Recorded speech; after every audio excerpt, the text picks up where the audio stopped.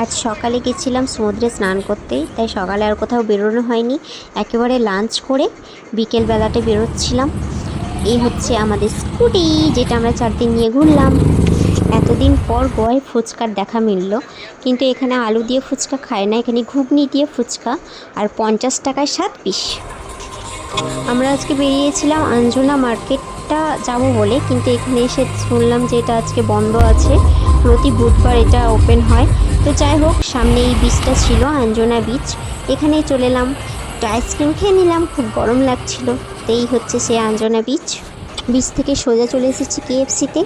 রাত্রে ডিনারটা এখানে সেরে নিলাম, এই বাকেটটা নিয়েছিলাম, এটা দিয়ে আজকে রাতের পেট পুজোটা সেরে নিলাম। তো এরপর রুমে চলে এসেছি। আজকে আমাদের গোয়ায় লাস্ট নাইট, তো এটা খুব মিস করব আমাদের রিসর্টটা। ওকে, গুড নাইট, দেখা হচ্ছে নেক্সট ব্লগে।